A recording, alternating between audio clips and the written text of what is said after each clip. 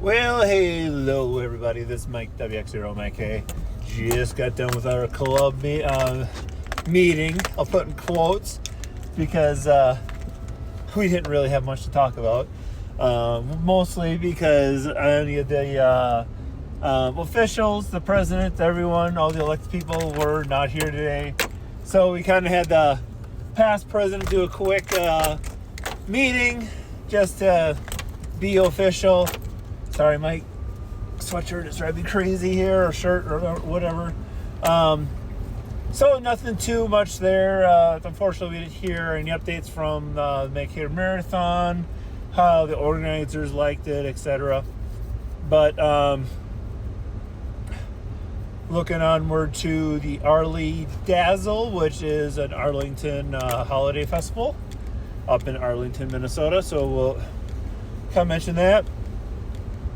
We had a new Oldham there today, who we talked quite a bit to. He's been licensed or was licensed 35 years ago or something like that. I let it lapse, and he just more recently re-upped his license and got his call sign back from back then, and was asking a whole bunch of questions. So, answering those questions there. Sorry, my cough seems to be getting worse again. Also talked to a person who I am actually testing here in a couple weeks, answering a few questions there, kind of get him going down the road a little bit. We talked POTA quite a bit with this new Oldham. And otherwise, just in general, catch up and talk about various things. One thing I'll bring up is keep it on topic, if you will. Realize that even though that there may be a bunch of people who specialize in a particular subject, not related to radio, that it's not always appropriate to bring up things that are networking, let's just say, or something like that are not directly related. It's not that it's an important topic, and not likely that you have genuine questions for these people who might be experts there, but not during an official meeting.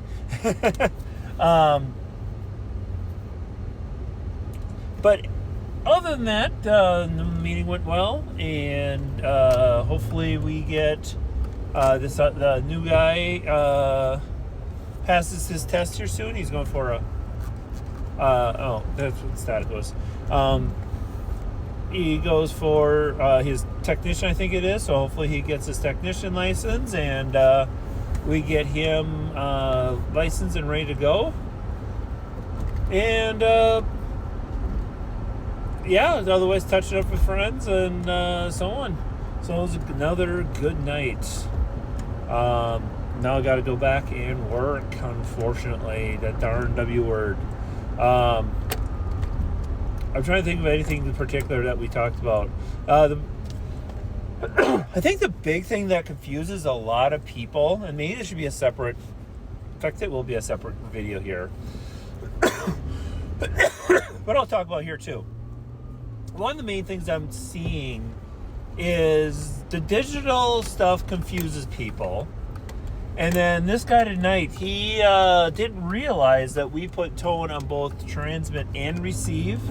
And kind of the reason we do that is because of all these digital modes. We run P25, so, but we're not like hardcore P25. We have it for fun. Hey, it's kind of a fun thing to do once in a while, but we don't do it all the time.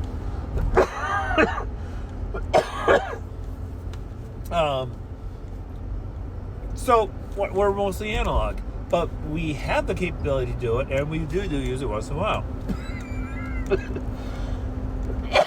Sorry, my cough is, I don't know. So we have a receive tone just to make sure that you don't hear that digital traffic. And so we talked about that a little bit with him, kind of covered how that kind of works. I think he got it. And then we talked a little bit about POTA, Parks on the Air. If you don't know, I do have another video on that here in this list. And so we talked about Parks on the Air. He asked about, well, can you activate with VHF, UHF? Yes, I just heard about someone who,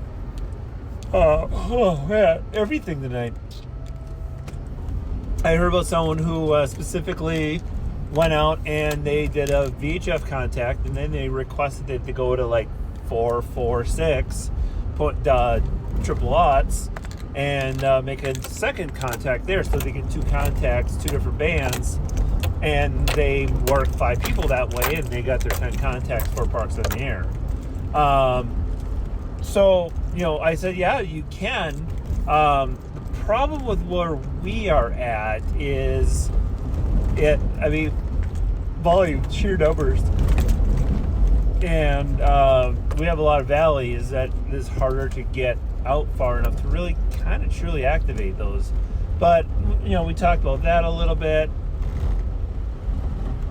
I got to talk to that guy.